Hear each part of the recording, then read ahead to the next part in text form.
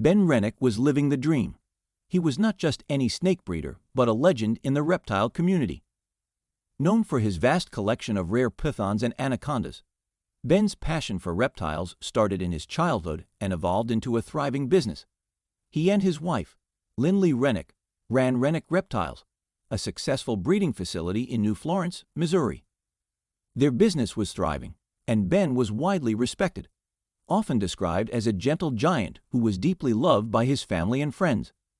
Born on August 4, 1987, in St. Louis, Missouri, Ben Renick was the beloved son of Frank James and Charlene Mary Chemish Renick. He grew up in New Florence, where he spent his entire life, a place deeply intertwined with his family's roots.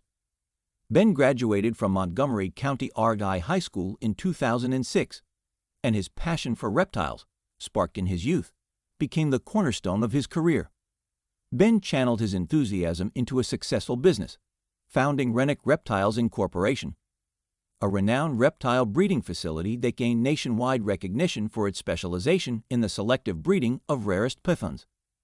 His dedication and expertise in the field made him a respected figure among reptile enthusiasts across the country. On April 13, 2014, Ben married Lindley Jo Gallatin in St. Charles, Missouri. The couple built their life together in New Florence, where they raised their two children, Matthew Allen Renick and Amelia Marie Renick. To everyone around them, Ben and Lindley had it all. They were the kind of couple others admired, with a thriving business, a beautiful home, and a close-knit family. Ben's dedication to his work was matched only by his love for his family. But behind the scenes, not everything was as it appeared. On the afternoon of June 8, 2017, Lindley Renick arrived home just minutes after 5 p.m., expecting to find her husband engrossed in his work with the snakes. What she encountered was far beyond anything she could have imagined. As she walked into the facility, the serene atmosphere was shattered by the horrifying sight of her husband lying face down in a pool of blood on the facility floor, surrounded by the very snakes he had dedicated his life to. Panic gripped her as she rushed to Ben's side, but it was clear he was already gone, lifeless and cold. In a state of shock and desperation, Lindley made a frantic call to Ben's brother, Sam Renick. Her voice, trembling with fear and confusion, urged him to come immediately. Following this, she dialed 911, her words barely coherent through her sobs as she reported the gruesome scene she had just discovered. Montgomery County, Missouri, sheriff's deputies arrived at the scene shortly after, prepared for what they assumed might be a tragic accident involving one of Ben's venomous snakes. Given the nature of his work, the initial assumption was that Ben had been bitten by one of the deadly creatures he so carefully handled. The sight of his body, lifeless in a pool of blood, only reinforced this belief. However, as the deputies began to investigate further, something didn't add up. Amidst the chaos, one of the deputies noticed a spent cartridge on a nearby shelf, an alarming detail that shifted the narrative entirely. This was no snake bite. Ben had been shot. Lindley, weeping uncontrollably, was inconsolable as she recounted how she had found Ben. Her grief appeared raw and overwhelming, and the deputies, moved by her apparent despair, began their investigation with the belief that this could have been a robbery gone wrong. As the reality of Ben's murder set in, one chilling question loomed over the investigators and everyone who knew Ben. Who would want to kill such a beloved figure, and why? The answer would shock the entire community and unravel a web of deceit and betrayal no one saw coming. As the investigation into Ben Renick's murder unfolded, the focus gradually shifted closer to home. On June 9, 2017, Ben's brother, Sam Renick, was brought in for questioning. Sam had been the first family member Lindley had contacted after finding Ben's body, and he arrived at the scene visibly shaken. During his interview, Sam was cooperative, answering all the investigators' questions and providing a solid alibi for the time of the murder. He also passed a polygraph test and a gun residue test, leading detectives to let him go. Lindley Renick was the second to be brought in for questioning. Like Sam, she was cooperative and willingly provided her account of the events, including the frantic moments after discovering her husband's body. Lindley even agreed to undergo a gun residue test, which came back negative. During the interview, she quickly implicated Sam as a potential suspect, noting that he and Ben had been embroiled in a property tussle immediately after their dad's death. According to her, Sam had gone to Ben and asked for half of the property, to which Ben declined, noting that he was not ready to jeopardize his family and the business. Allegedly agitated, Sam said hurtful things to Ben, according to Lindley. These new details sent the investigation into a totally new wave, with detectives wondering whether Sam was skillfully trying to hide some information from them. Upon further questioning, Sam acknowledged that he was upset by his father's choice to leave the farm entirely to his brother, but he denied any involvement in Ben's death. The police verified Sam's alibi and subsequently ruled him out as a suspect. Back to Lindley, her emotional state and willingness to help with the investigation appeared genuine, leading the detectives to focus on gathering more information about the couple's life together. As the investigation progressed, the detectives began to delve deeper into the lives of Ben and Lindley. The couple had met as children but reconnected later in life, quickly falling in love and marrying in 2014. Lindley had a son from a previous marriage, and the couple had welcomed a child of their own not long after their wedding. Together, they managed their respective businesses, Ben with his thriving reptile breeding facility and Lindley with her spa business. On the surface, they seemed to have it all: a happy family, successful careers, and a bright future ahead. However, as the investigators began piecing together more details, they learned that the Renick family had faced its share of challenges. After the death of Ben and Sam's mother, their father had taken his own life in 2012, leaving behind a complicated legacy and unresolved property disputes. The family's assets, including a valuable land, had been a source of tension between the siblings. These ongoing issues added another layer of complexity to an already puzzling case. While the detectives were initially focused on the possibility of a robbery gone wrong, the lack of forced entry and the absence of missing valuables led them to consider other angles. They began to probe into the Renick family's background and the dynamics of Ben and Lindley's marriage, looking for any clues that could shed light on this tragic event. As the investigation deepened, more questions arose, and the detectives knew they would need to explore every possible lead to uncover the truth behind Ben Renick's murder.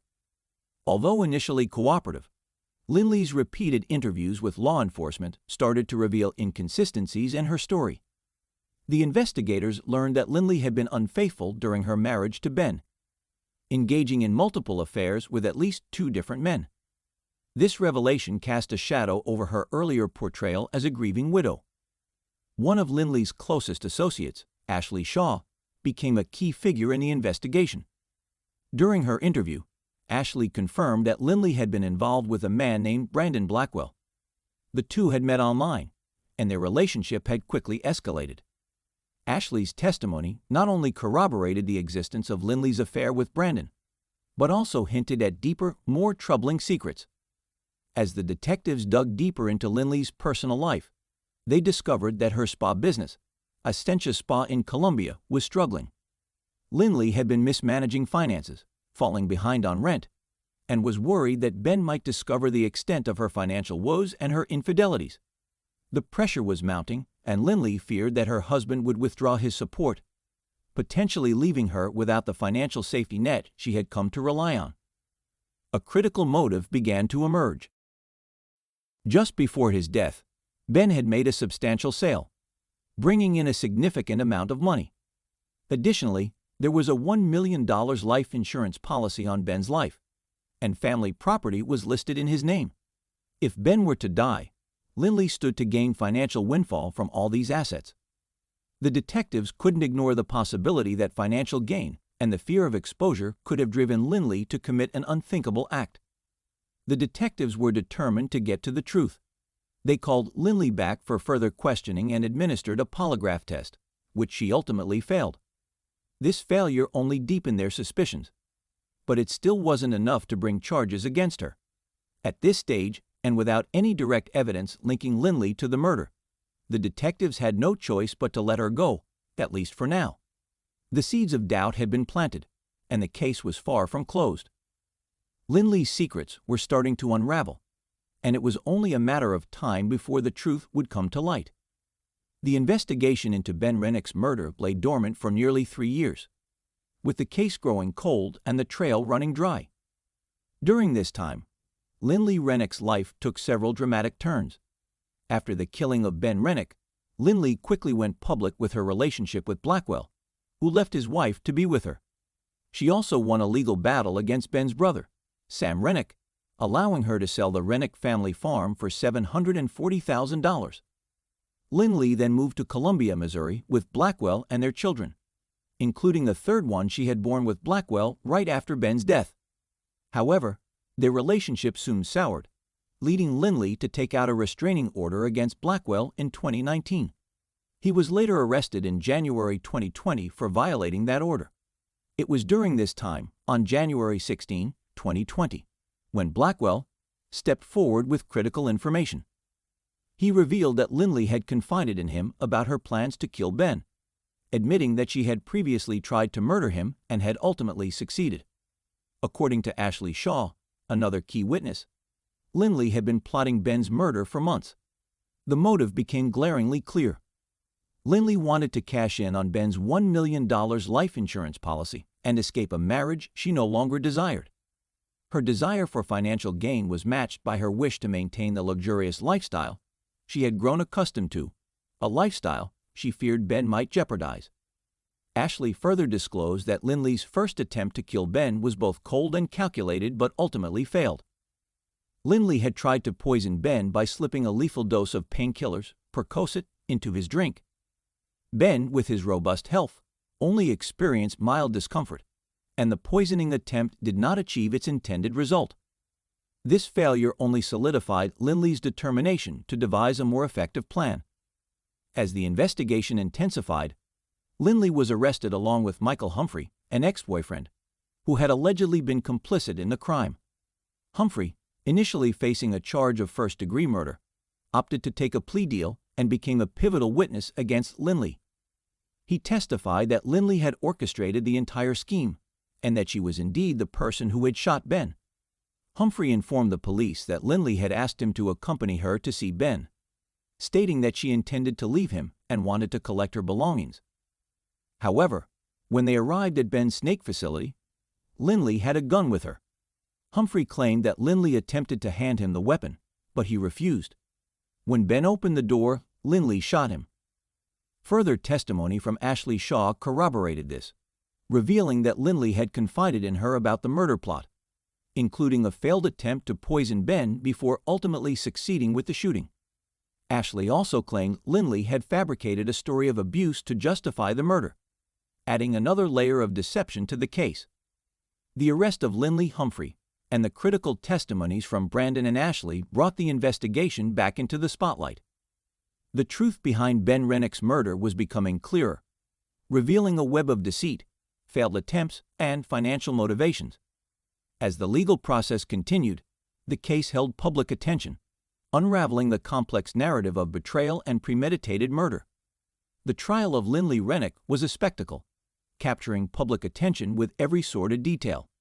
Despite her defense team's efforts to paint her as a victim manipulated by Humphrey, the prosecution presented overwhelming evidence against her.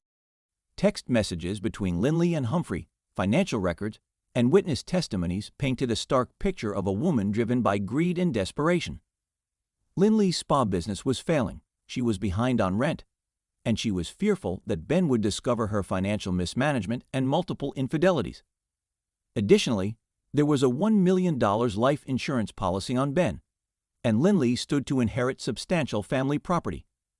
During the trial, Lindley testified in her defense, trying to shift the blame onto Humphrey. However, the jury was not convinced by her arguments. On December 9, 2021, Lindley Renick was found guilty of second-degree murder and armed criminal action. She was sentenced to 16 years in prison, 13 years for the murder charge and an additional 3 years for criminal action. Michael Humphrey, initially convicted of first-degree murder, had taken a plea deal and agreed to testify against Lindley. He was sentenced to life in prison without the possibility of parole, acknowledging his role in the conspiracy to murder Ben. The sentencing of both Lindley and Humphrey closed a dark chapter in the case. leaving the community and Ben's family to grapple with the aftermath of this tragic event. The murder of Ben Renick serves as a chilling reminder of the lengths to which some will go to achieve their desires. What began as a story of love and success ended in betrayal and murder. Lynley Renick's actions, driven by fear, greed, and desperation, shattered not only her life, but also the lives of those around her. Ben Renick, a man admired in the reptile community and loved by his family, was taken too soon by the person he trusted the most. The case also highlights the dangers of deception and the facade people can maintain while hiding dark secrets beneath the surface. In the end, justice was served, but at a great cost. The reptile community lost a pioneer, a family lost a beloved member, and Lynley Renick lost her freedom. The legacy of Ben Renick lives on, but it is forever marred by the tragic and senseless way in which his life was cut short. If Ben Renick's story moved you as deeply as it did us, we invite you to subscribe to our channel for more gripping true crime stories. We're curious, what part of this case resonated with you the most? Was it the shocking betrayal, the twists of the investigation, or the final pursuit of justice? Share your thoughts in the comments below. Let's dive into this together. And if you found this video impactful, don't forget to like it and share it with others who appreciate the dark and twisted world of true crime. Your support helps us continue exploring these intense narratives.